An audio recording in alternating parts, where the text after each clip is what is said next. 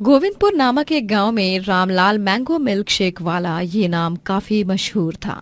रामलाल का mango milk shake सभी गांव वाले बड़े ही चाव से पीते। गर्मियों ने इस साल भी अपनी दस्तक जल्दी ही दे दी थी और इसी के साथ यहाँ रोजाना रामलाल के यहाँ मैंगो मिल्क शेक पीने वालों की भीड़ जमी हुई रहती थी। हा वाह वाह वाह वाह। ठंडा ठंडा मैंगो मिल्क शेक पीकर तो मजा ही आ गया।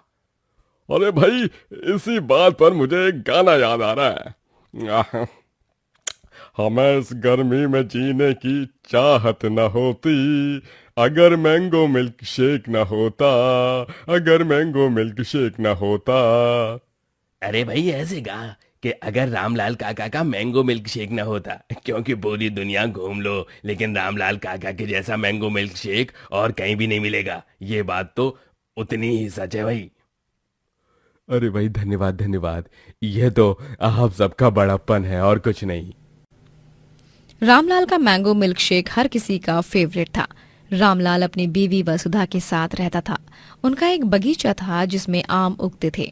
वो बगीचा रामलाल के पिता का था, जो अब रामलाल के काम आ रहा था। रामलाल का बेटा कान्हा शहर में पढ़ाई करने गया होता है। जी, परसों कान्हा का जन्मदिन है, अपने तोहफे तो भिजवा दिए ना उसके लिए। हाँ वसुधा, मैंने कान्हा के लिए तोहफे और पैसे भिजवा दिए हैं कब के, तुम चिंता मत करो। ठीक है जी, बस अब जल्दी से मेरे कान्हा की पढ़ाई पूरी हो जाए और उसे अच्छे वेतन वाली नौकरी मिल जाए शहर में, बस और क्या चाहिए। मिलेगी ना, क्यों नहीं मिलेगी। मेरा बेटा बहुत होनहार और होशियार है, तुम चिंता मत करो वसुधा। वसुधा और रामलाल दोनों का जीवन गांव में बहुत अच्छी तरह से चल रहा होता है। वहां शहर में कान्हा भी अपनी एमबीए की पढ़ाई की फाइनल एग्जाम्स कंप्लीट कर रहा होता है।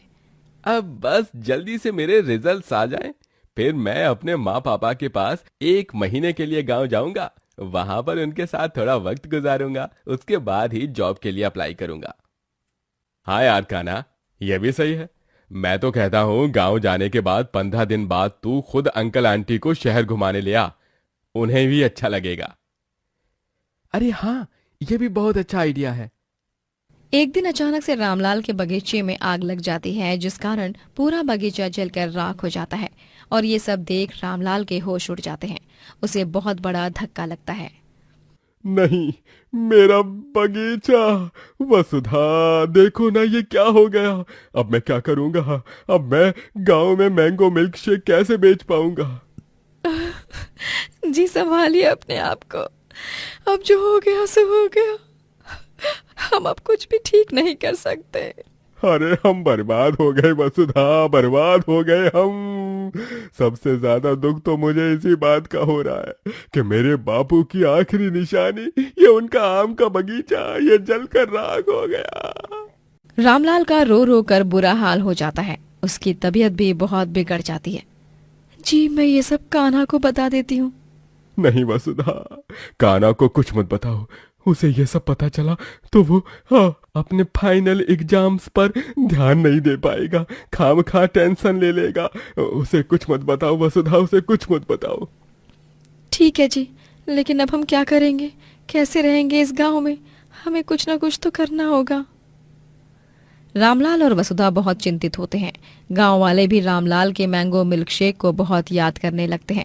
कुछ लोग उसके घर पर आकर उससे मिलते हैं और उसका हालचाल भी पूछते हैं। वहीं कुछ दिनों बाद कान्हा अपनी एमबीए क्लियर करके पास होकर शहर से गांव आने के लिए निकल पड़ता है। वो जब गांव आता है तभी वो देखता है कि कुछ चोर एक बूढ़े अमीर आदमी को परेशान कर रहे हैं। अरे ये क्या, ये चोर तो इन बेचारे अंकल को परेशान कर रहे हैं। कान्हा उस अमीर आदमी के पास जाकर उसे उन चोरों से बचाता है।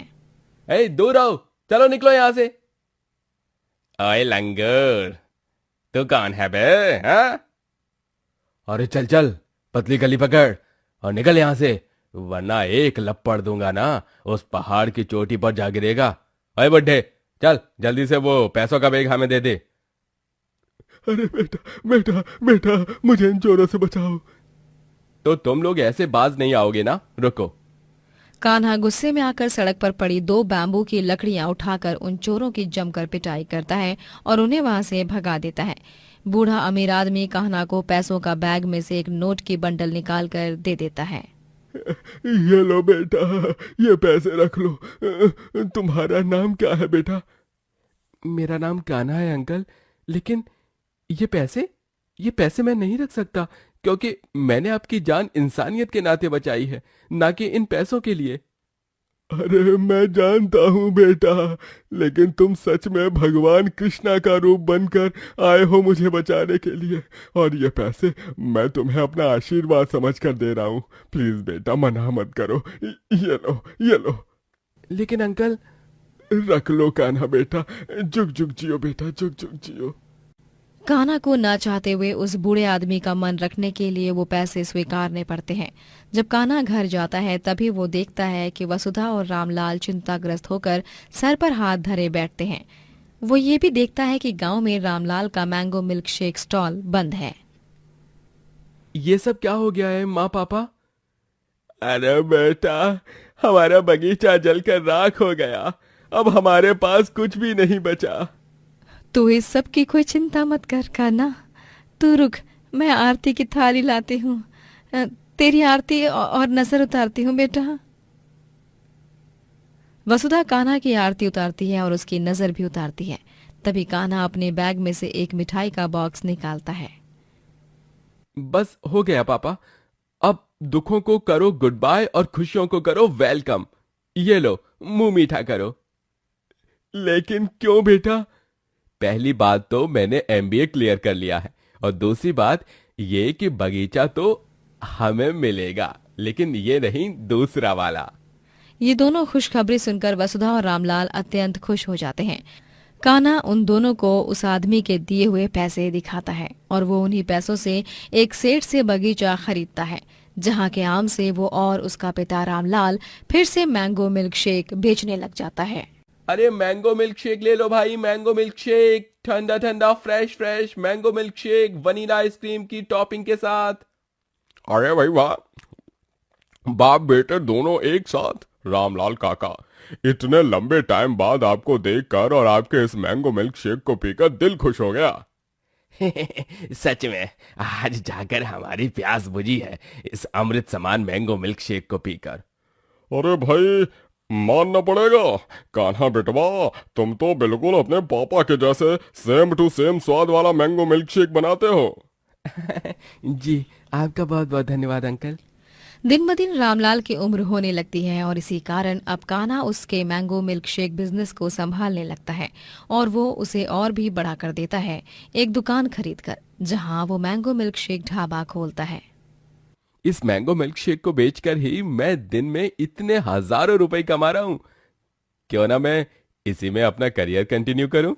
कान्हा ये विचार अपने माता पिता के सामने भी रखता है, जिस पर वो दोनों ही अपनी सहमति जताते हैं और कान्हा अपने ढाबे का नाम MBA मैंगो मिल्क शेक वाला रख देता है और वो खूब सारे पैसे कमाने लगता है। वो अपने दुकान के आउटलेट्स हर शहर में, हर गांव में खोलता है और खूब अमीर हो जाता है। इस तरह एक गरीब मैंगो मिल्क शेक वाले की सफलता होती है। सुंदरपुर कहकर एक गांव में प्रीतमलाल नामक एक गरीब आदमी का तंदूरी ढाबा बहुत मशहूर था। गांव में सभी को उसके यहाँ की तंदूरी डिशेस बहुत पसंद आती और सभी उसकी तारीफों के पुल बांधते। हाँ, सच में प्रीतमलाल, तुम्हारे यहाँ की तंदूरी की तो बात ही कुछ और है भाई। पूरी दुनिया एक तरफ और तुम्हारे हाथ की बनी तंदूरी एक तरफ। अरे स्वाद और दाम, हाँ दोनों भी एकदम फर्स्ट क्लास है आपका प्रीतमलाल भाई। इसीलिए मुझे आपका ढाबा बहुत पसंद है भाई। इसी बात पर एक प्लेट चिकन तंदूरी दे दो। जी जी, अभी देता हूँ, बैठिए ना आराम से। प्रीतमलाल अपनी बीवी कादम्बरी और 25 साल के बेटे भरत के साथ रहा करता था। भरत अपने लिए नई जॉब ढूंढने में लगा हुआ था। प्रीतमलाल रात में जितना भी बचा हुआ खाना होता था वो सब गरीबों में बांट देता। अरे बेटा, तुम रोजाना हमें खाना देते हो, तुम्हें बहुत पुण्य लगेगा। धन्यवाद बेटा, तुम्हारा खूब भला हो।